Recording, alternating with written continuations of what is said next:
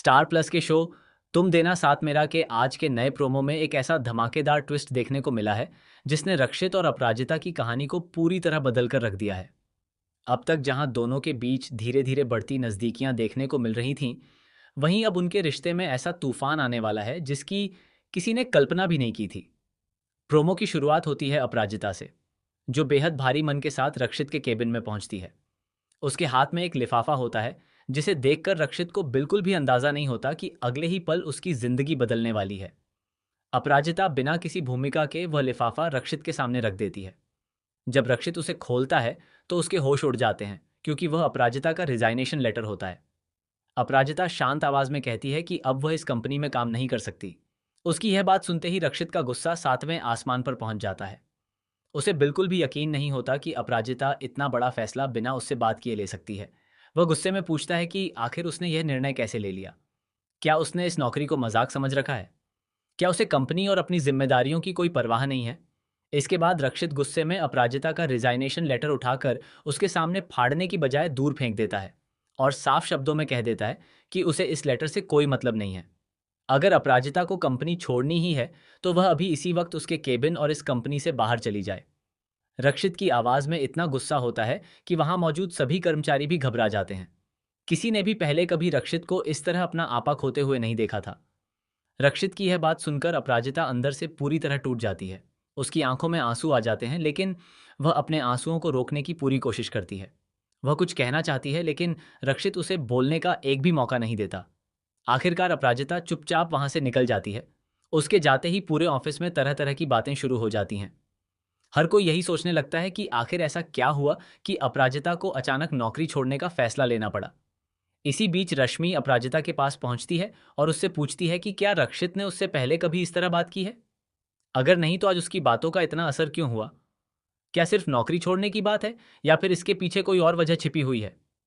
रश्मि अपराजिता की आंखों में देखकर कहती है कि कहीं ऐसा तो नहीं कि उसके दिल में रक्षित के लिए कुछ खास एहसास पैदा हो चुके हैं।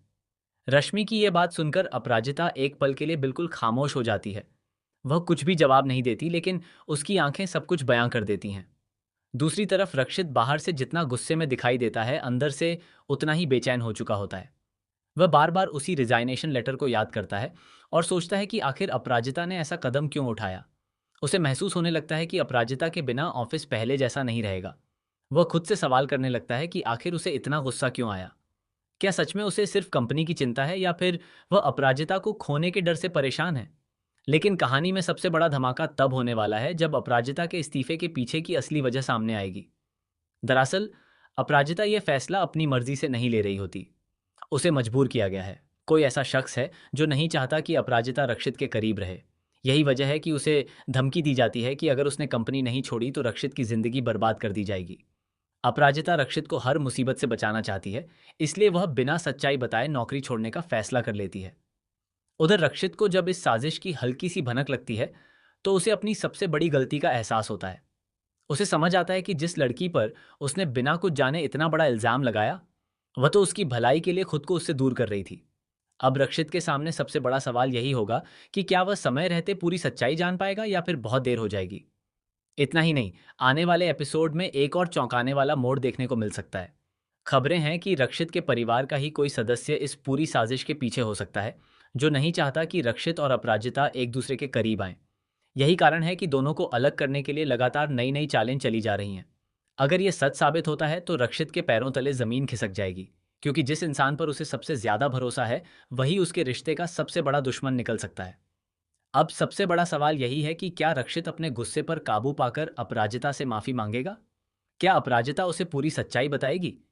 क्या दोनों मिलकर इस साजिश का पर्दाफाश कर पाएंगे या फिर गलतफहमियां उनके रिश्ते को हमेशा के लिए खत्म कर देंगी? और आखिर वह कौन है जो हर हाल में रक्षित और अपराजिता को अलग करना चाहता है? इन सभी सवालों के जवाब शो के आने वाले एपिसोड में मिलने